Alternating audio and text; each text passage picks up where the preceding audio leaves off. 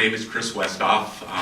I was very honored when the family asked me to say a few words and to welcome you all here. So first, formalities on behalf of the entire Castro family. Thank you all for coming out to honor a great husband, a great father, a great grandfather, colleague, friend, and attorney. Joel and I go back a very long way to our early days in college at Reber Hall. I was on the 4th floor, Joel was on the 6th. I was a young, naive, all-boys Catholic school kid from East Los Angeles, and Joel came from the booming metropolis of Bakersfield. Barstow. I knew it was one of them. For whatever reason, we struck up a friendship that has lasted all of these years, and we both became attorneys, both in similar fields. I'm myself with the city in the Public Works Department, helping them build infrastructure, and Joel trying to figure out what went wrong when something happened to a bad building. I can tell you that, and we all know, he had a personality that was large. He filled a room with his presence, even in college. And it continued throughout our relationship, and whenever he needed something from the city or whenever he had something that involved the city, this is sort of how it went. My phone would ring, I'd say, hello, Westhoff, is it true that you threw a refrigerator off the 4th floor in Reber Hall? No, Joel, that was not me. I was on the 4th floor, but I did not have my hands on that refrigerator. So, one last time, Joel, I did not off the 4th floor. About 1995, as we all know, Joel was an incredible construction defect attorney. He really, really made his chops in 1994 with the Northridge earthquake. And again, I got one of the inimitable calls from Joel, and it sort of went the same way. And then after we got done with the niceties, he said, hey, I need to get into one of the buildings out in Northridge, and my department was in charge of trying to bring some order to the chaos that existed in the valley after the Northridge earthquake. We had to move tens of thousands of tons of debris from the streets to the landfills and try and get, things ready to get renewed out there. But Joel needed access. So I said, okay, Joel, let me see what I can do. And I called my engineers at the Bureau of Engineering, Bureau of Street Services, and we were able to gain access. So I show up, dressed not unlike I am today, and Joel shows up sort of like Indiana Jones light. Boots, jeans, and his tan work shirt. He had an incredible ability to marshal facts and information for his clients. I cannot believe anyone on the other side of a case with Joel could withstand the amount of information, the amount of documentation that he was able to put together in support of his clients. About 6 years ago, he asked me, after I had retired from the city, he asked me to help him out liaisoning with the city on the Wilshire and Vermont project. And I really learned firsthand when he was briefing me on that project just how incredibly in-depth he could go on behalf of his clients. He knew as much about the engineering of buildings and what was wrong with buildings as the experts that he was putting together. It was an extraordinary effort on behalf of his clients, and his clients were absolutely blessed to have somebody with that kind of caring and loving and desire to make sure that they got what they deserved out of a building that had problems. But as much as Joel was an incredible attorney, it paled in comparison to what his first love was, which was his family. If you know anything about Joel Castro, family came first. As a father, as a grandfather, as a husband to Sharon, I've been married 35 years, and I know he has been married for much longer than that. He was just, you saw it in his face, and whenever Joel was out of the office, you knew it was a family affair. He was going to be somewhere with the members of his family. We lost an incredible human being who, to me and to those of us who knew him, was indestructible. Joel was always going to be there. Joel was always going to be able to pick up the phone and call you and kid you about something, because he always had a smile on his face and he always had a little jab for you, because he knew where all our vulnerable spots were. So as we gather today to honor, again, a great husband, father, grandfather, and colleague, let's all rejoice in the fact that he is in a good place. He has left behind an incredible legacy, and I'm sure, as we will find out through all of the speakers today, he was quite a human being. I'd like to introduce his siblings, Paula, Danny, and Adam, who will talk about Joel from their perspective, and then we will hear from his son, Joel D. Castro, in a musical interlude. Thank you. Hello. Good morning. Can you hear me in the back? Yes. So, dear family and friends, what can I say about a brother, a beloved brother, that I will forever miss? His unexpected passing was like an earthquake that irrevocably shook the foundation of our family, with the shock, the grief, and the void that was left in our lives. Yet we will rebuild the family structure and will continue to feel his presence, for he left a legacy of cherished memories that will bring solace, laughter, and healing. My brother Joel, or Joby as the family called him, liked to be the best, and he liked to be the first. I always joke that I was lucky that I survived in my family of 7 children because I was firstborn, not Joby. He had a competitive spirit evident throughout his life that served him well with his legal career. He was inquisitive, he was analytical, and he was fanatical about being right. You could never win an argument with your brother, whatever the subject matter. You just surrendered to that infuriating logic, and then he capped it with that inscrutable smile as he walked away.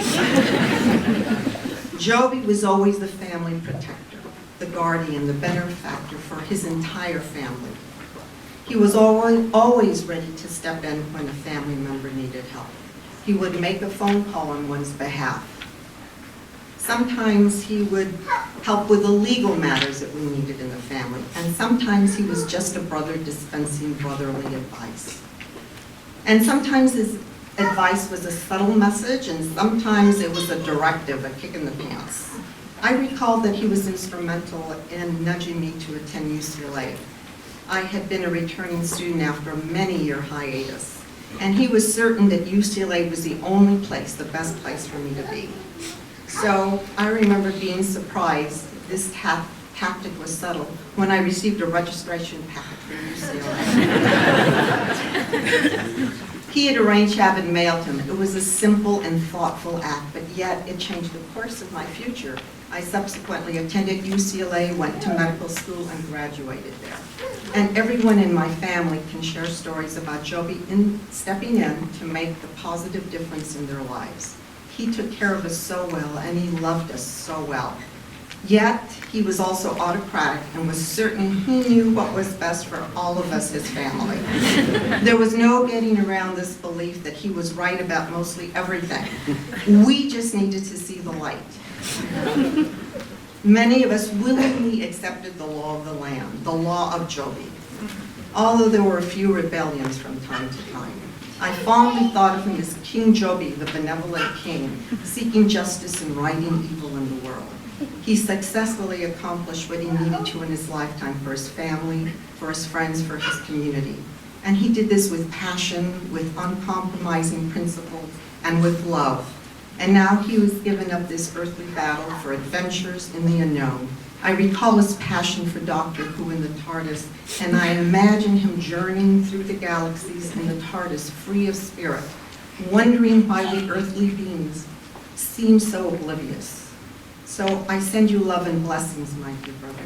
I hope to feel your loving presence in the quiet moments of reflection. You will be the first to greet us as we finish our earthly journeys and return home to spirit. Good morning. I'm Daniel. I'm number 4 of 7. When I first heard that my brother had taken ill and was in the intensive care unit, I couldn't believe it. I was speechless, and my son was also speechless when I told him. For those of you that are not aware, being speechless is not usual for any cat stroke. I just remember thinking that the news I was hearing was impossible to comprehend because none of us thought this would ever happen. Nobody was prepared. All I could think about was that my big brother was sick and dying. If anybody has an older sibling, you know that person can be your worst tormentor and rival, or they can be an advocate. My big brother was always the advocate for us little kids in the family. He was a fierce fighter for those who couldn't defend themselves, and he always wanted us to be treated fairly. That was a trait that defined him in his early years and continued in his life as he grew older and developed his successful career. He had a strong sense of justice and fairness, and when he thought that had been violated, he would fight to make it right. He was also generous with his siblings. He would go out of his way to ensure that we had the things we needed to succeed. Books, mentorship, a place to study, and for me, airline tickets home for holidays when I was broke in college, which was all the time. He and Sharon would pick up my youngest brother and sister when they were young and take them to Disneyland. He knew they wouldn't otherwise be able to go, and being the big kid that he was, he wanted to share the experience with them.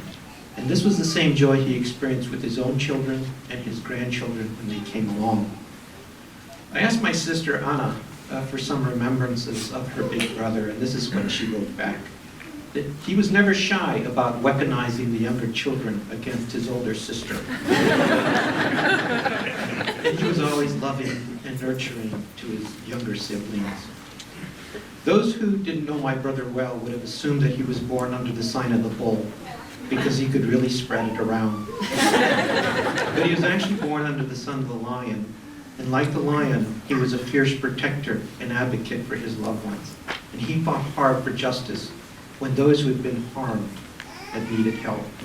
He was generous and protective, and he was always a loyal friend. The week before he died, I visited his office, and he showed me all the awards that had been given to him for outstanding ethical behavior during all his years of work.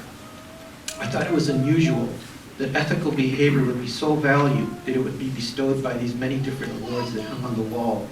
Then I remembered he was a lawyer. While I felt sad that this might not be the usual behavior of his profession, I felt proud that he was a champion who embodied these highest principles. He was courageous, moral, ethical, and a champion of the weak. No one ever expected this lion to die so unexpectedly and leave such a big hole in our lives. I once read somewhere that before each one of us is born, it agreed to the hour and manner of our own death. My brother left at the height of his successful life, before there was time to become old and debilitated and dependent on others. And I am certain that is the way he would have wanted it. My brother loved his family, his kids and his grandkids, and there's no way he would have left if he didn't believe his kids couldn't manage on their own. And he knew that they would help and comfort each other and their mother. My brother's death should remind us all of one important point, that we are all spirits locked in a physical body for a very short period of time, and that eventually we will all be released from these bodies, and that it is important to live every day as if it would be our last. I know he would want to comfort his family and friends and remind you of the great times you all had together, and he would also remind you to love your kids and your family. We will all miss you, but I know that you will always be there with us. Farewell until we meet again. Good morning. I'm Joel's youngest brother, Adam. You've already heard from my sister Paula and my brother Danny what Joel meant to our family. But I'd like to take a few more moments and share with you a little about my brother Joel, or as my family called him, Joby, and the impact he had on the lives of me and my sister Camila. For me and my sister Camila, who is 3 years older than me, Joby was our second father, and Sharon our second mother. When you hear me say Joby, please understand that it was always Joby and Sharon. For instance, where we went for Christmas, Joby and Sharon's house. Or, who gave you that great gift? It was Joby and Sharon, so you get the idea. So Sharon, know that I do believe you are part of the reason my brother was such a wonderful man. Since me and my sister Camila were the youngest siblings, Joby oftentimes would make sure me and Camila experienced kid stuff, kind of what my brother Danny referred to. Kid stuff like going to an amusement park or heading down to a game. I must have been 10 years old when Joby and Sharon took me and Camila to Knott's Berry Farm. And while in the famous Mrs. Knott's Chicken Dinner restaurant, Joby built a chicken bone house. Let me explain. He built a structure on his dinner plate made out of chicken bones. So little did I know that at the time he was actually reviewing the structural integrity of the chicken bone house, which must have been practiced for future litigation. Joby also took me and Camila to our first football game, and I'm sure you can guess it was a UCLA football game. Go Bruins. Joby and Sharon were always present for important achievements and occasions like graduations and birthdays, but more importantly, they weren't just present, they were there for us. There for us in the sense of showing support and to show you they loved you. Joby also carved out one-on-one time with me. I remember it was 1974, I was 8 years old, and Joby took me to my first baseball game, Dodgers versus Braves. And there I was introduced to the game I would love most. It was there I also got my first pack of baseball cards. Joby told me he was going to take me to another game, and when that day arrived, I was informed by my mother that he wouldn't be able to go because he hurt his ankle and was on crutches. Well, being an 8-year-old kid, I was heartbroken, and I didn't understand. But guess what? My brother picked me up, and we headed down to Dodger Stadium to watch the Dodgers versus Padres. Joby walking on crutches up and down the stairs of Dodger Stadium with a beer in his hand while explaining the game of baseball to his little brother. Apparently, he was very experienced using crutches. Joby taught me how to throw a baseball, catch a football. He bought me my first baseball glove. He bought me my first cool action figure. It was an Evel Knievel wind-up figure. And so many more things, but it would take all day to share those experiences.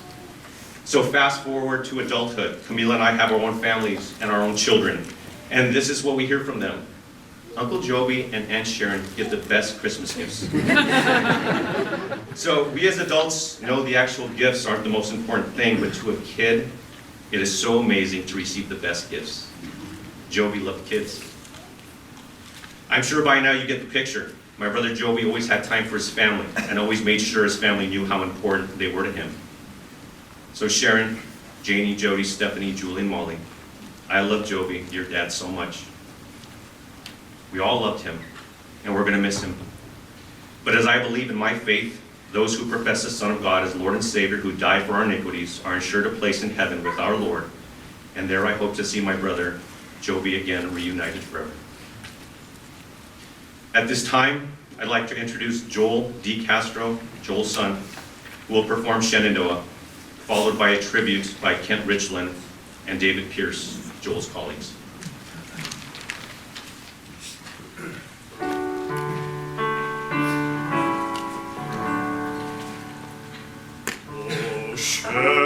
Shenandoah, I long to see you. Away,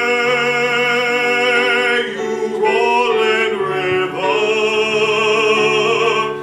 Oh, Shenandoah, I long to hear you. Away, I'm bound away.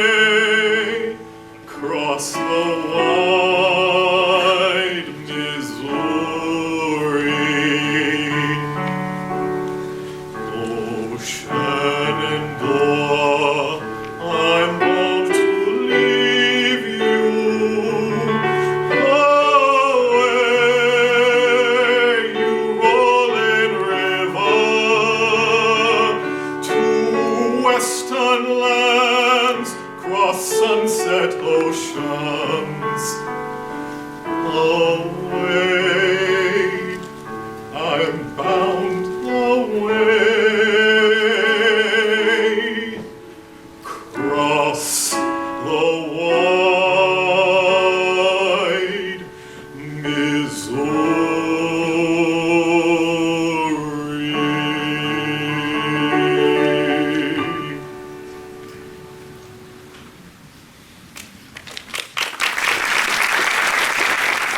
My name is Kent Richland, and I met Joel more than 40 years ago when I was a young lawyer in the California Attorney General's office, and he was an even younger law student extern. Even then, he was unforgettable. He was tall and good-looking, with that mop of black hair that remained his signature throughout his life. Though only in his 20s, Joel was supremely comfortable in his own skin. In any social setting, even with lawyers and judges decades older than him, he always had that ease and good humor. And no one, no matter how important, was immune from Joel's gentle teasing. Joel and I both started law firms, his firm specializing in construction defect law, mine in appellate law, and we worked on many cases together over the years. Construction defect law is one of the most complex and challenging fields a lawyer can pursue. Not only is the law itself complicated, but the knowledge required to master the complex mechanical and construction issues virtually requires a PhD in engineering. Litigating those cases requires making that mass of technical material and somehow making it comprehensible to a lay jury. And that's what Joel did every single day. And he did it brilliantly. He was like a world-class movie director or orchestra conductor, working with a team of individually talented lawyers, experts, and artisans to construct an enormous production, complete with models, graphs, and videos that made these enormously complicated issues visible and tangible to the judge and jury. He was at the very top of his profession, regularly obtaining jury verdicts and settlements for his clients in the tens of millions of dollars, and showered with honors and recognitions, including the most prestigious award in that field, the Flag Construction Lawyer of the Year Award in 2015. Now, given all his professional achievements, not to mention the unavoidable stress of running a high-stakes law practice, Joel had every reason to be a difficult prima donna. And as you all know, he was anything but. Rather, to Joel, it was always about the great work that the other members of the team had accomplished. Accomplishments were always what the team accomplished. And so it was a true joy to work with him, not only because of that generosity, but because of his self-evident joy in the process itself, which was infectious. You couldn't help but be moved and inspired by Joel. He was enthusiastic about grappling with the law, about understanding the law, and proudest of making law, which he did many, many times. He was as joyful a lawyer as anyone I have ever known. Joel was a great friend, a great lawyer, a great person. I will miss everything about him. And not least when he would answer the phone every time I would call with a Kent Richland, as if I was some sort of a big shot rather than his friend Kent. I'm endlessly grateful for the 40 plus years he was there to so deeply enrich my life.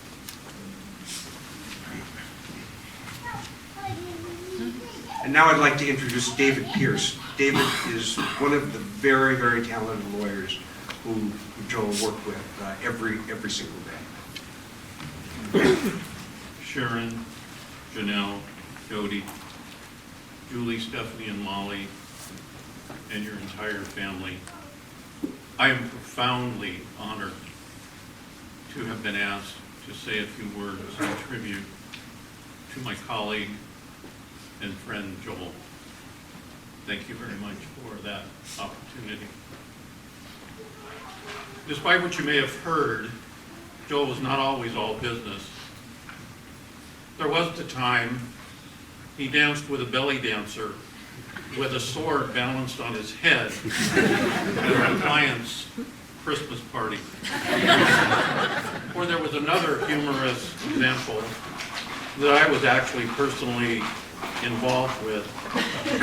Several years ago, and his office manager and I and Joel were sitting around the kitchen table, not during the week, but on Saturday, where we often found ourselves because we never had enough time to get all the work done and all the planning done during the week. And during that break, he decided to come up with a new challenge. Now, if you know anything about Joel, he came in contact with him at all, you know that he was famous for turning anything into a challenge. And I mean anything. He was always challenging anyone who would listen to run a marathon faster than his pace. Of course, the pace that he was talking about was the pace that he set 20 years ago.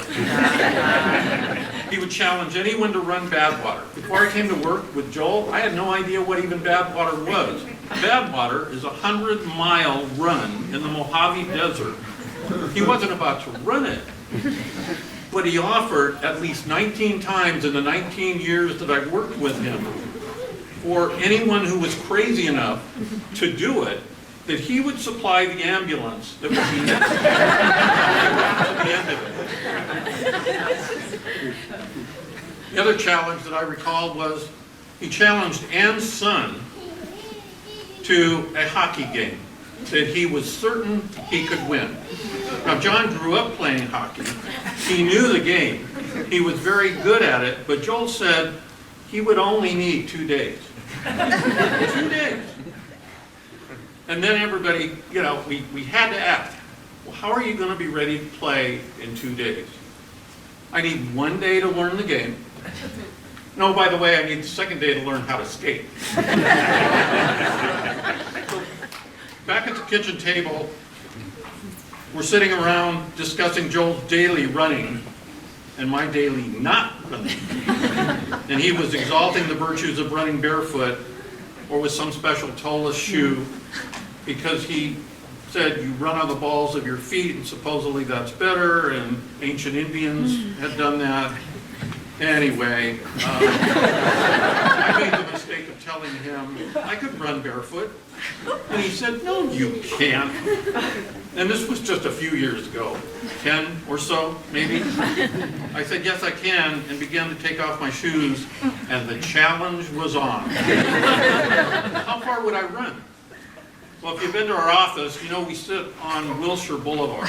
I mean, there is no grass. There is no track. I said, well, I'll run down the street from here to the freeway, which is about half a mile, something like that. So that was agreed to. And when will we do it? Well, we're going to do it right now. And where are we going to go? I'm going to run right down the sidewalk. And our office manager and friend sat at the table in utter dismay watching this negotiation and said, you guys are crazy. And then she realized we were serious. Joel started to get the camera because I guess he thought this was going to be an event to capture for posterity. And then when he came back, ever the consummate lawyer and negotiator, he says, now, if we do this, you have to promise me that if you get hurt, you can imagine the rest. You are not going to sue me. I thought for a split second and said, okay, thanks for thinking of me. So we moved our troop to the sidewalk in front of our building on Wilshire Boulevard and reviewed our plan. I would run as fast as I could. Ann would time me, and Joel would run behind me filming me. Oh boy, is this gonna be good. And there in the middle of a hot summer day, I took my mark, and when Ann said go, began to run down the sidewalk barefoot toward the freeway. Before I got 100 feet, not yards, 100 feet, I knew that this was a bad idea. But with Joel in hot pursuit, filming my antelope-like stride, I had to keep going. 10 minutes later, I get to the edge of the freeway, gasping for air. I barely got to the end point, much less turned around and ran back to where we had come from. Joel caught up with me, and we laughed at how silly we must have looked to the many people walking on the street that we had run by with me barefoot and him chasing me with a camera. We're actually very lucky that we didn't get arrested. So we walked back, and Joel told me, "You need a lot of training before I could call myself a runner." You know, I sort of knew that before I started. But he offered me a bone. He said, based on his vast marathon experience, if I kept trying, I would get better. I retired my running career that day. But Joel kept on as he was always running, rain or shine, good times or bad. He was always striving for something better. Driven with a purpose to make the world better in a short, fleeting period that he was here. Joel studied failures so that he could learn from the mistakes and avoid them. He was passionate about digging deep for answers and would not quit. He used to say, nothing was impossible, just difficult. His mantra for every day he was here is still prominently displayed on our office kitchen door. It's taken from one of his favorite movies, The Martian. In the final scene, after returning home to Earth from a harrowing experience on Mars, Matt Damon's character, who is now an instructor of new astronauts, was telling a group of them how he survived when the going gets tough. At some point, he says, everything's gonna go south on you. And you're going to say, this is it. This is the end. Now you can either accept that, or you can get to work. That's all it is. You just begin. You do the math. You solve one problem, you solve the next one, and then the next. And if you solve enough problems, you get to come home.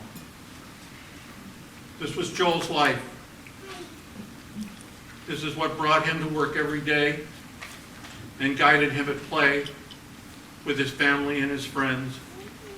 He was constantly driven by a desire to continue to try to press the limits, often exploring the edges of failure to solve the problem.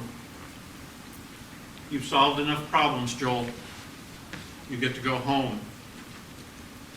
Godspeed you home, my friend. We love you. We'll now be favored with a song, Remember Me, performed by the Voices of Mexico, followed by a tribute by Joel's 5 children. Thank you very much. Recuérdame, aunque tenga que mi amor, recuérdame. No llores, por favor. Te llevo en mi corazón y siempre me tendrás. A solas yo te cantaré soñando en regresar. Recuérdame, aunque tenga que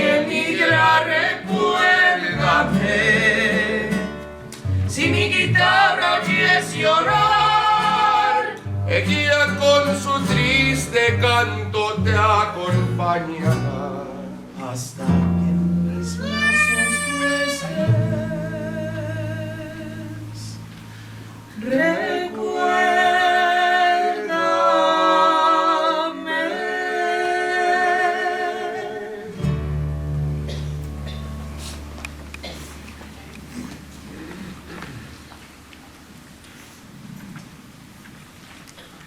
Our most sincere condolences to the family and everybody on behalf of the group Mariachi Voces. Joel was a big part of our life, and we're honored as well to be here, and our condolences to all of the family. Is the mariachi band that if you've ever come to one of our dad's birthday parties, he always had. So thank you very much. That was really special. Dad, we feel so fortunate to celebrate you today, surrounded by people that love and care about you. As stubborn as you are, people are drawn to your vibrant personality and your colorful storytelling. I realize now that these people, this community you've built, is one of your many gifts. We have been floored by the outpouring of love and support from your family, friends, clients, doctors, painters, and even your favorite mariachi band. Knowingly or not, you made sure that we would never feel alone. Still, these past few weeks have been the hardest of our lives. Our world turned upside down. I've spent every day looking for the one person who always solved our problems, and who sometimes caused them. But in my search, I uncovered something else, more gifts. In the car, I remembered your carefully curated musical education. You made sure we were well versed in anything from the Supremes to Shakira to Andrew Lloyd Webber. It turns out this collection was always an arsenal of songs to teach us how to feel, to love, and to prepare us for life's journey. You'll be pleased to hear that we've used these songs like crutches the past few days. In your office, I was moved and yet not at all surprised to find an undeniable display of what was most important to you, your family. In front of all of your casebooks, papers, and awards, you've proudly displayed pictures of our soccer team, our awkward teen years, and our accomplishments, big or small. At home, I heard your voice. You never stopped talking, Dad, then or now. You're even louder than before, commenting on my every action. Julia, you're over-scrambling the eggs.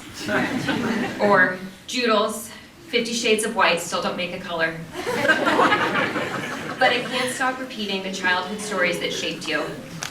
The ones that inspired you to become an attorney, like how it felt to be a scraggly kid growing up in East LA and to watch your neighbors and friends get evicted from their homes to make way for the 60 freeway.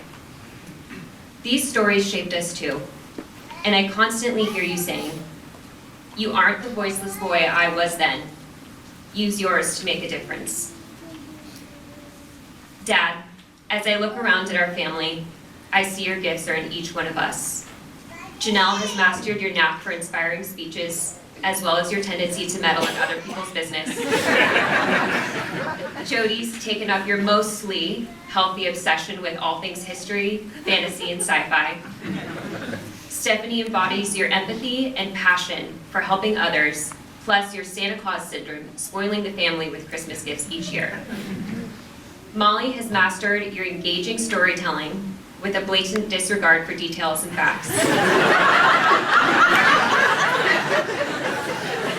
And I've inherited your drive, determination, and general inability to accept no for an answer, which I know you and Mom appreciated as parents.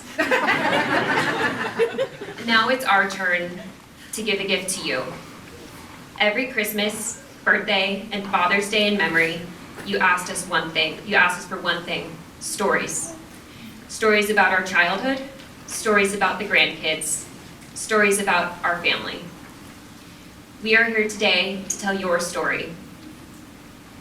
But how do you tell the story of a titan in his industry, the so-called Indiana Jones of attorneys, a loving father, devoted grandfather, and our own big fish who never let the truth get in the way of a good story. Fittingly, it has taken all of your children to capture the life and trials of Joel B. Castro.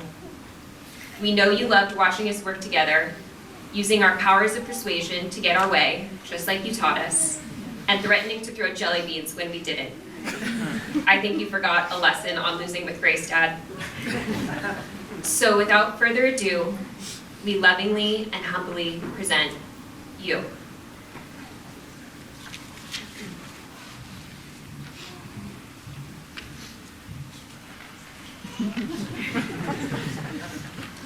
I just want to say thank you again to the mariachis who performed at my dad's birthday party every year and were a huge part of who he was and rediscovering his Mexican heritage. So thank you again.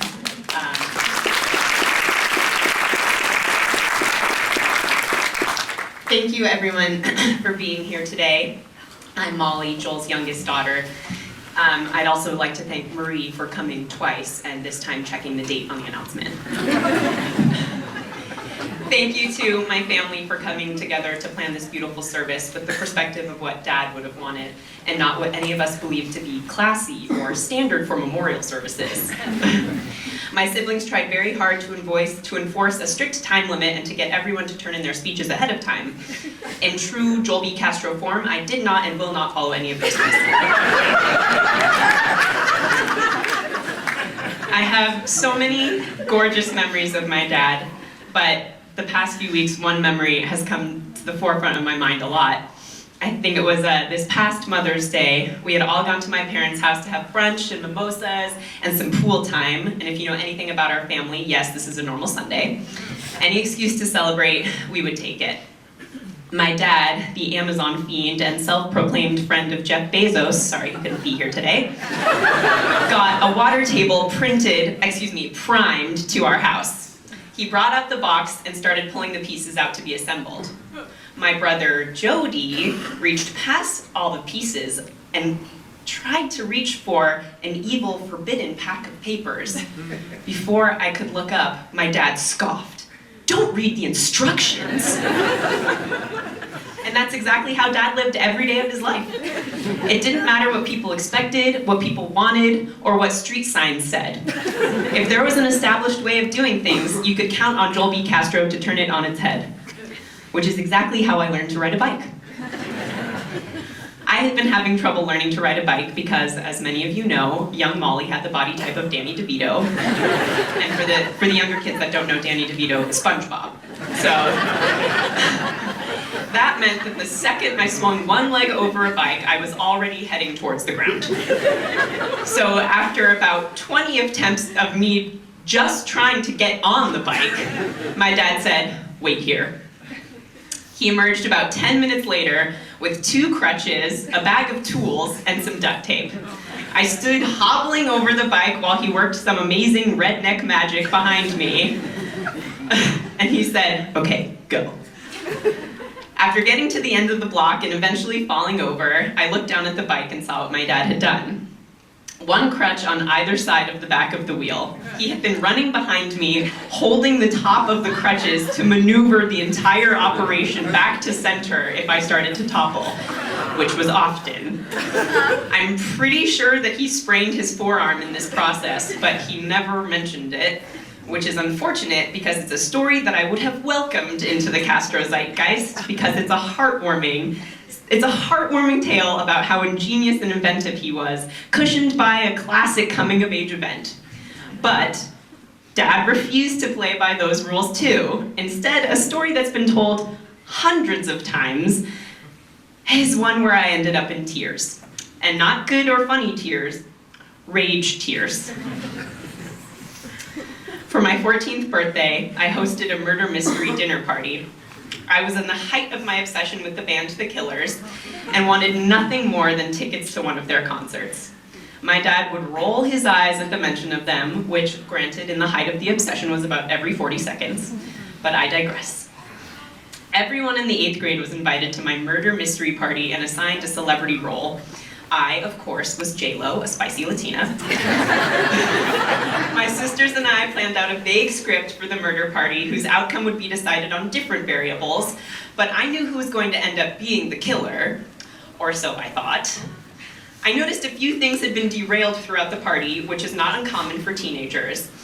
But by the time we were rounded up, my sisters told me that the game was over, and they said that 7 people had been murdered at the murder mystery party, when in fact only Darshini was supposed to have died.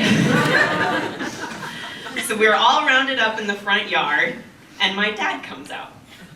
He explained every step of what had happened throughout the game. There were 7 total murders. Everyone in the 8th grade took guesses on who was the culprit and tried to piece together the puzzle. But Dad, in a very Clue-like fashion, explained that there were actually 4 culprits. He spread his arms wide and gave me the most infuriating grin.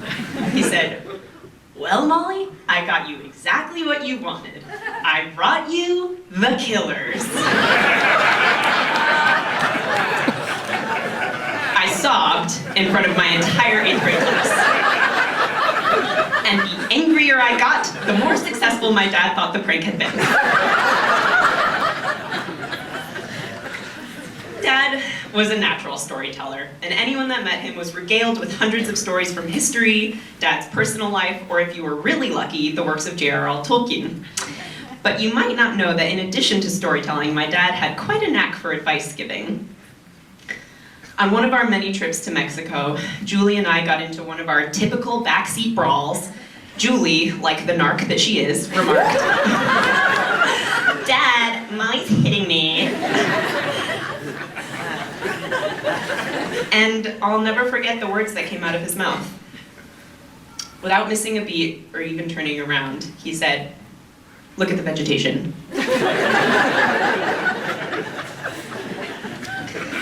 Then, there was a beautiful piece of advice that he gave us right after a huge family event. It was the day after our oldest sister, Janelle, had gotten married, and we were driving back from Sonoma in the middle of July, in the middle of a heat wave, in the middle of nowhere. Nothing was really happening, and no one was complaining, but for whatever reason, my dad rounded us up in the middle of this gas station for a very important message. He looked us in the eyes and said, "Guys, it's 105, okay?" And walked away. Cool. Great. As valuable as these pieces of advice are, nothing compares to the silent advice that my dad provided. Leading by example was his bread and butter, always showing up to every birthday, baby shower, choir performance, soccer game, anniversary. He even showed up to my 5th grade colonial day. Stay tuned for the slideshow. But I think my mom said it best. Dad did in 70 years what most people won't do in 100. And it's devastating to think that he won't waltz into Don Antonio's demanding chips and salsa immediately on any given Tuesday, or that he won't open the house door and announce my arrival, "Mockass!" But as long as we can all practice a little bit of that Joel B. Castro magic every day, and as long as we tell his story, he'll always be here with us. Thank you.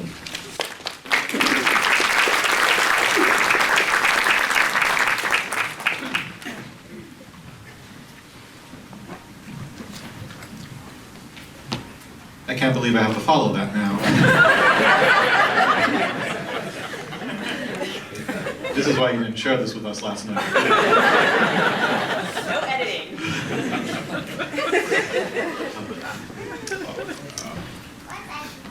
Well, I feel like I've been in the eye of a hurricane, inside a swirling vortex of thought, memories, and stories. Every story is about you, Dad, but before I can focus on one, 10 more blow by. Every story happening all the time, nowhere, a singularity of all that you are. I mean, perhaps as a tribute to you, I should have just stuck to a PowerPoint presentation. We could make bullet points and diagrams detailing how much we miss you. Timelines and graphs illustrating the exact details and events of our favorite stories. But perhaps I was really hesitant to write this all down. It's because I was waiting for you to stay up with me all night and help me finish, just like you did for all our papers. You once got mad at my 5th grade teacher because the science report you wrote for me only got a B+.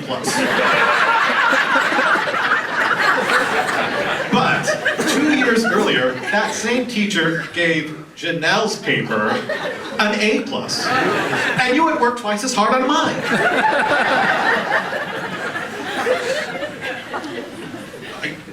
One thing I realized in all this is that stories are sort of the lifeblood of our family.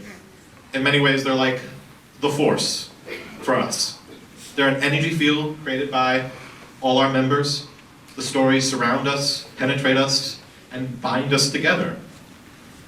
Well, now, there's a big disturbance in our force. Dad, you were one of our most prolific storytellers, and there is now a narrative vacuum in our lives.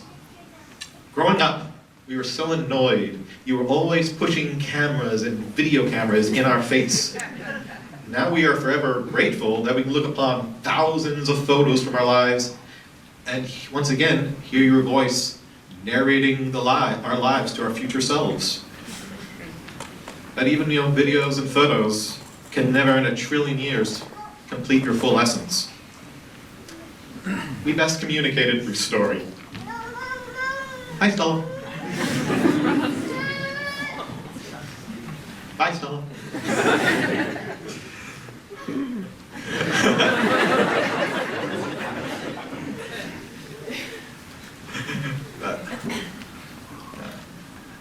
My dad and us, we best communicated through story. Whether it was a family story, like the time in Pisa, when Dad, you tried to convince the cashier at the Leaning Tower to give us an EU discount because we were from Mexico.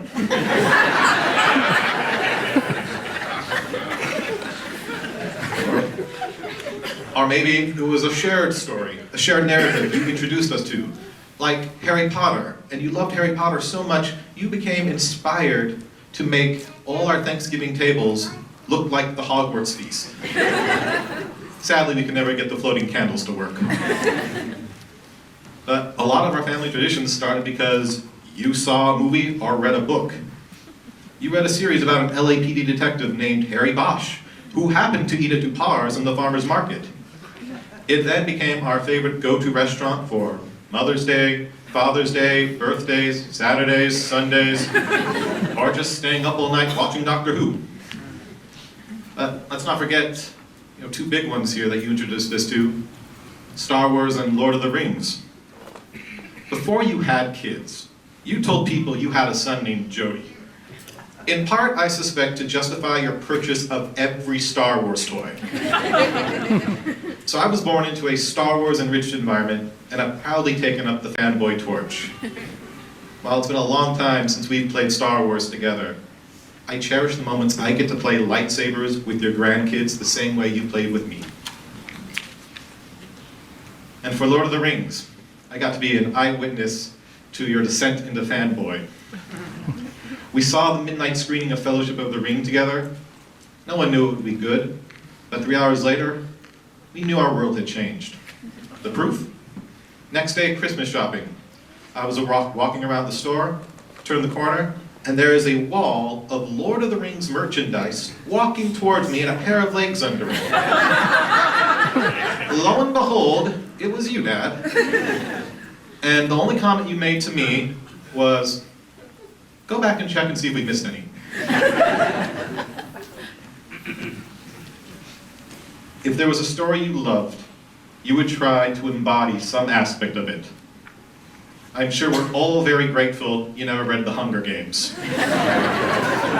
Or maybe you did. There was this one moment when you were helping set up the kitchen table, and all of us were seated. You go to the drawer, you pull out 2 forks, a knife, a spoon, toss it into the middle of the table and say, fight amongst yourselves.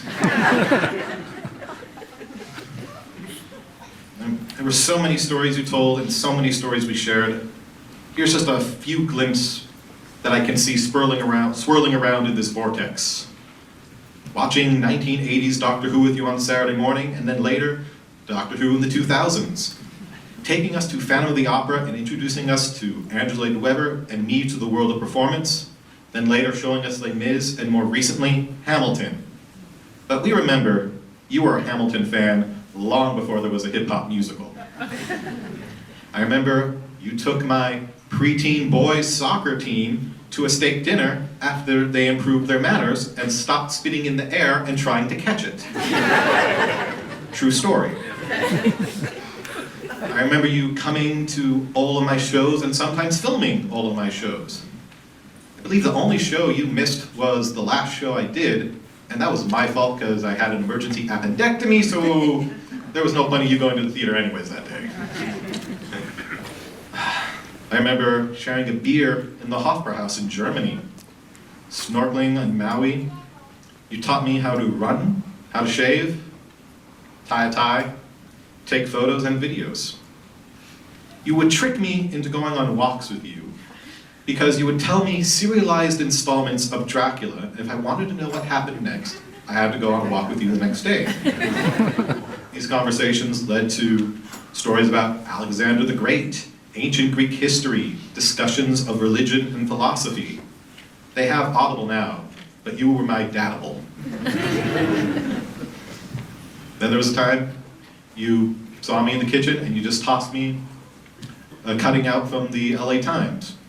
It was a pretzel recipe, and you said, "Here, you should make this."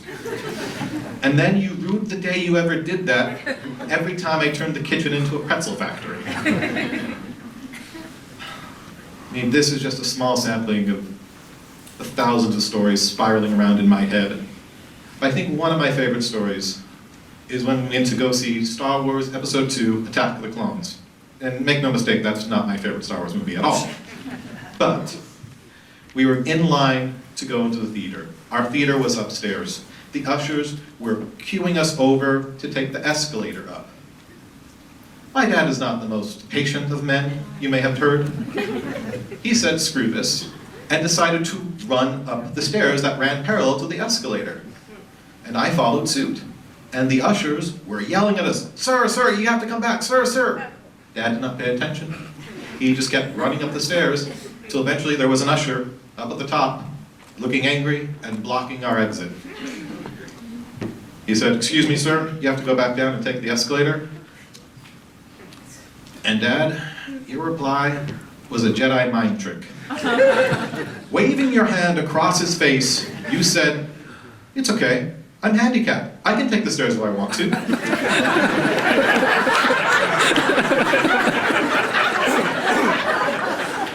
The usher, dumbfounded, said, "Yeah, you're handicapped. You can take the stairs if you want to." And he let us pass.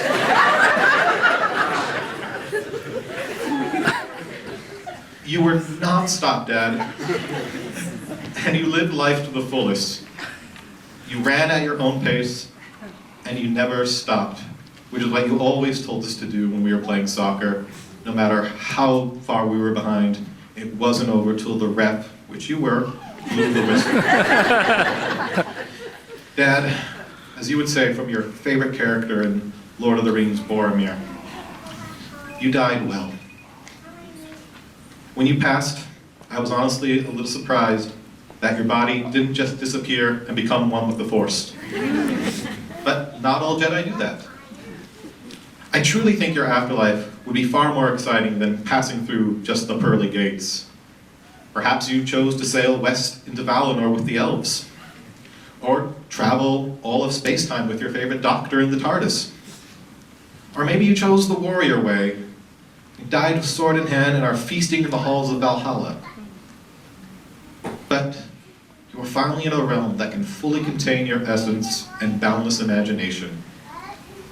You've given us so much, and now we will carry on in your spirit. To quote a letter he wrote me for Kairos, "When you go forward in life, remember this: you are not alone.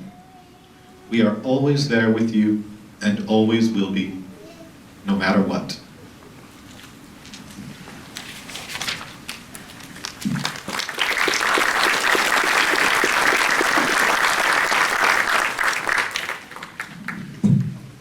Guess I'm the only one that's a good time insurance, seriously. I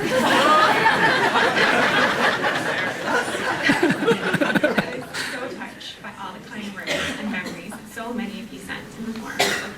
flowers, but also by how many he said that our dad was larger than life, the life of the party, and the most alive person that you'd ever known. And my personal favorite, that he went off like a shining star. He did indeed shine as brightly as the Christmas lights on our house in July. Our dad was not perfect, although he would have you believe that he was. But he was a good man. He was so much to all of us. He was our problem solver, our comedian, constant cheerleader or drill sergeant depending on the day, dance machine, goofball, and our safety net. There was no task that he would turn down or fail to complete. He was always there when we needed him. From small things to impossible undertakings, he always found a way. Like getting Janelle the dress that she's currently wearing, which is the only reason we let her wear all black while the rest of us assault you in florals. She called him from Fresno, saying that she was not able to find the dress in her size, and he found 2 and sent them to her the next day. Or when my DJ called me days before my wedding saying he could not find the specific song that I had requested and needed at my wedding. I called my dad, and 2 minutes later he called me back saying he'd found it and sent it over. Or 2 bigger tasks, like when Julie had a horrific finger injury and stopped at no lengths to make sure she had the best care, including the best hand surgeon in the United States being helicoptered into Maui, where we were currently vacationing. He was always there for us and made sure that we always knew we could depend on him. He was so present in our lives that now we are left with a huge hole that feels like it can never be filled. There's very little in this world that can fill a hole left by Jolie Castro. We were so blessed to know how proud he was of us and how much he loved us, which is one of the reasons this hurts so much now. We were truly and deeply loved by him. Even when we fought, disagreed, said hurtful things, we still knew we were loved. We were so lucky to have any time at all with him. He made sure even the smallest amount of time felt like a lifetime. It truly breaks my heart to think that our children will not get to know him and grow up with him the way we did. He gained new life every time he was given a new grandchild. And he seemed to be so much younger as he gained each one. If you ever doubt the size of his heart, seeing him with his grandkids for even all of 3 seconds will ease any question in your mind. He would do anything for them and drop anything he was doing for a chance to see them. He would often stay home late from work if Stella happened to be coming over that morning, or leave early just to see her for even 5 minutes. He would change his whole schedule to drive all over California to see Kylie, Juliet, and Luke. Even though he would sometimes drive me absolutely crazy, not listening to any of my rules or boundaries with Stella, like the multiple times he took her swimming against my wishes, I now have no regrets because they both loved every second of their time together. Right after he passed, I was sitting with Juliet, and she was remembering the last time they all went swimming together. She looked at me and said, "Do you remember when Grandpa put Stella's feet in the pool, and you said no, but he did it anyway?" And then you said, "Okay." And then he put her on the first step, and you said no, and he did it anyway. And you said, "Okay." Then he put her on the next step, and you said no, and he did it anyway. And this goes on until she's completely in the pool, and I have to change her right by the poolside into a bathing suit. This is a completely accurate description of what happened, Juliet. I said no, he did it anyway. Yes, I was mad, but the memories of him swimming with all his granddaughters that day is truly an amazing gift in memory. He didn't always do what I thought was best as a parent, but rather what he thought was fun, like making sure each of his grandchildren tried whipped cream before the age of 1. He was the absolute ideal of a grandpa, super fun, insanely silly, incredibly loving. He would do anything in the world to make those 4 laugh, including letting them tackle him with his bad back and knees for hours at a time. Even though he will not be able to hold my baby girl in the hospital when she's born, or any more of his future grandchildren, I know he loved her from the very first second we told him about her. He was so excited and so certain she was a girl. He also knew that she would be born on his birthday. Well, he was right about her being a girl. I guess we'll just have to wait and see if he was right about being born on his birthday. And in true dad fashion, a very loving farewell we would say to each other very often. Don't embarrass us.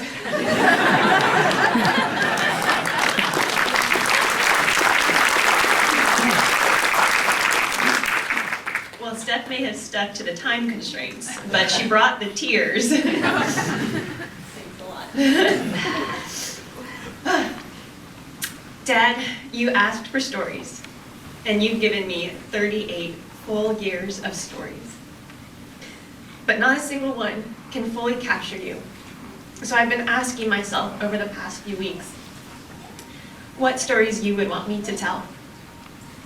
In trying to convey how you loved us and spent your time and resources on people, should I tell everyone here how you routinely took us to Disneyland in spite of school and work schedules? Like when I was 1, and instead of dropping me off at daycare like you did every other day, you skipped a day of work to drive me to Disneyland just to say hi to Mickey. Or when I was 3, you took me to the movie theater to watch the entire Star Wars trilogy. I was 3.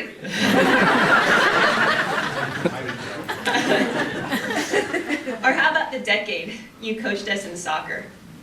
And no matter how busy you were at work, you never missed a game or practice. I know you would definitely want me to tell some of the most memorable events, like how our first World Series game together ended up being one of the greatest moments in sports history, when Kirk Gibson hit his famous walk-off home run, and you threw me in the air. Kirk Gibson was everyone else's hero that day, but my dad was mine. And what about when you and Mom drove up to Berkeley for my 25th birthday to make corned beef tacos for me and all of my friends? And by the way, Dad, because of you, I was at least 12 before I realized that tacos could be filled with anything other than corned beef. And what about every girls' weekend that Steph, Julie, Molly, and I tried to plan?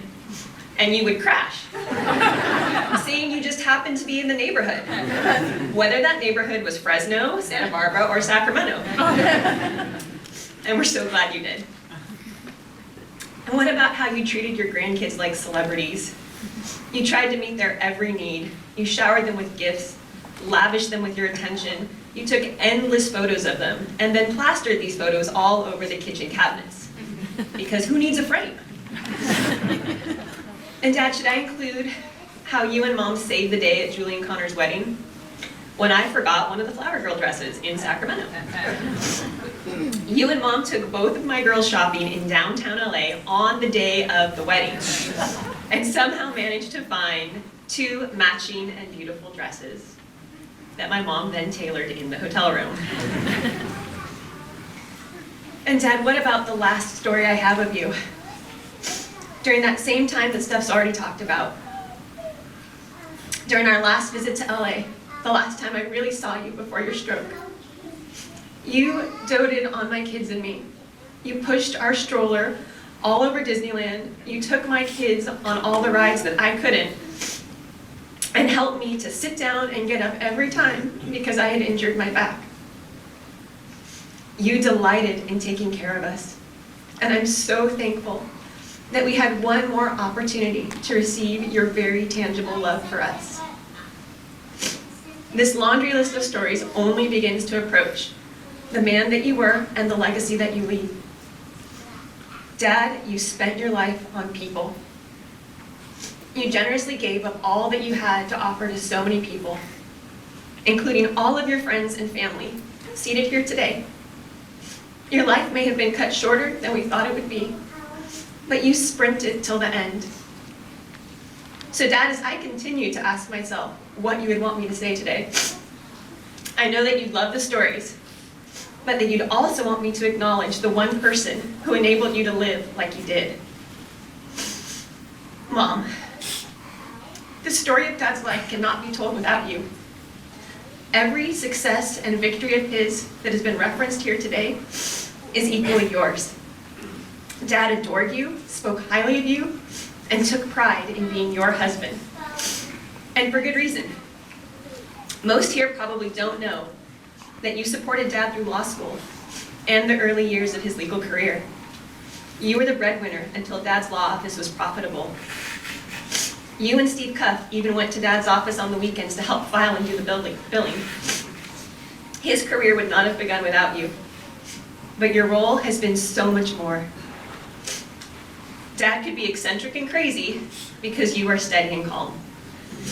Dad could be spontaneous because you were always ready. Dad could say ridiculous and borderline offensive things.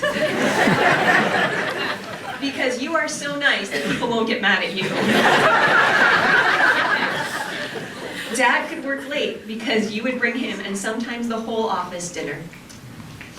Dad could order endless items from Amazon because you would return them.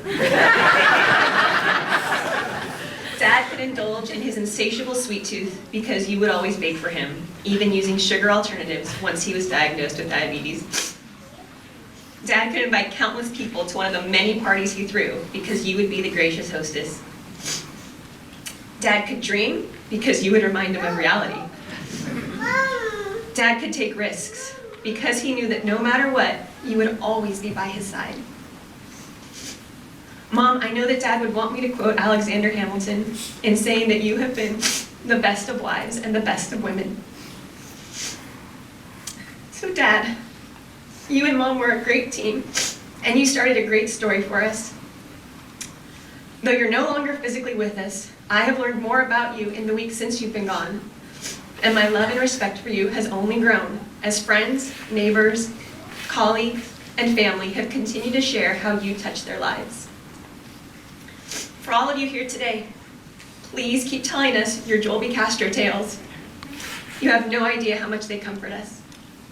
They grow the repository of memories from which we will draw as the years go on without him. So Dad, in saying goodbye to you, I have to return to the one thing that matters most. We love you, and we know that you loved us. May your story live on in us and through us. And on behalf of all of us, thank you.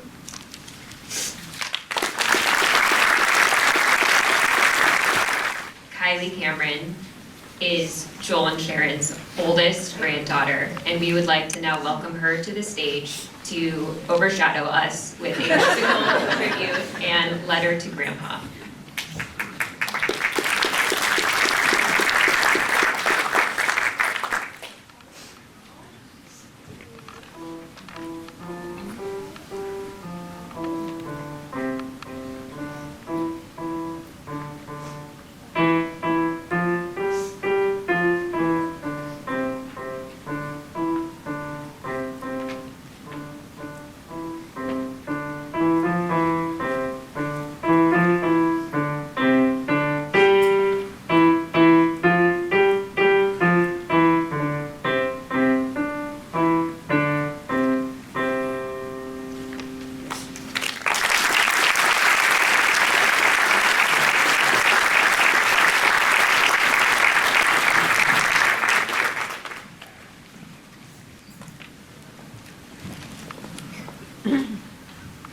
I'm going to be reading a letter to my grandpa. I'm going to be reading a letter to my grandpa. Dear Grandpa, thank you for waking me up when I was supposed to be taking a nap. Thank you for buying me ice cream on the same day that we went to the toy store and giving me a present on Mommy's birthday. That rocking monkey love. You were great at reading books like crazy. I loved being your granddaughter. Love, Kylie.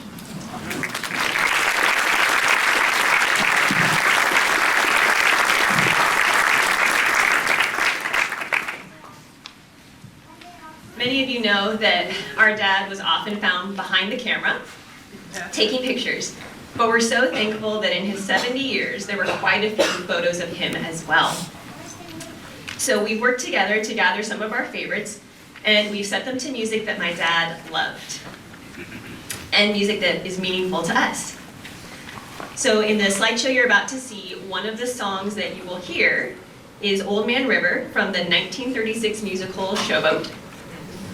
25 years ago, my dad made it very clear to us that he wanted this song played at his funeral. He had a flair for the dramatic, and that is literally the only end-of-life instruction we have. So we're going to play that along with others, and we hope that that honors him and that you get a glimpse into a little bit of the man that he was. Enjoy.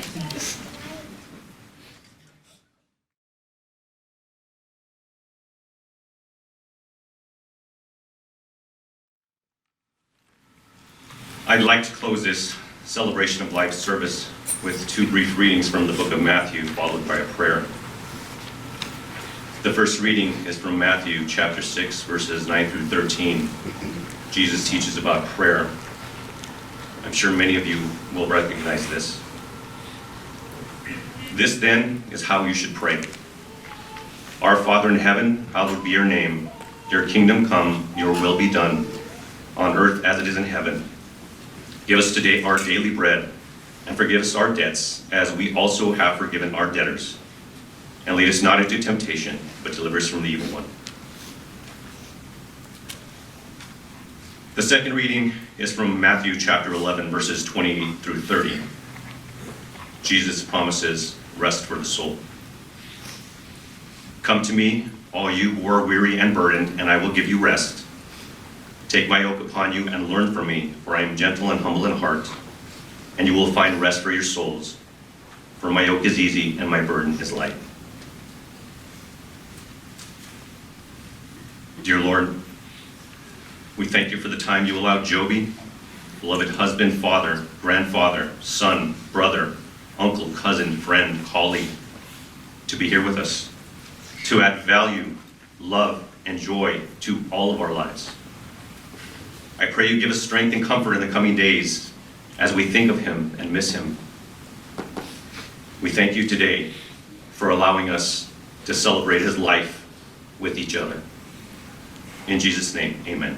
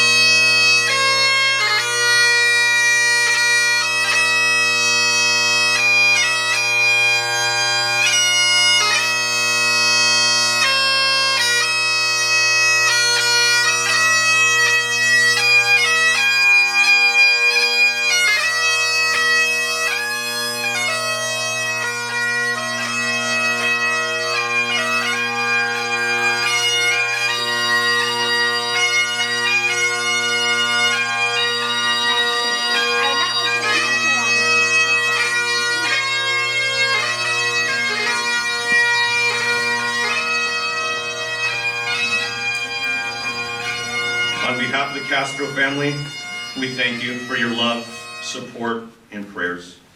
And we welcome everyone to join us at the reception in the Rose Hills Court Garden. Thank you.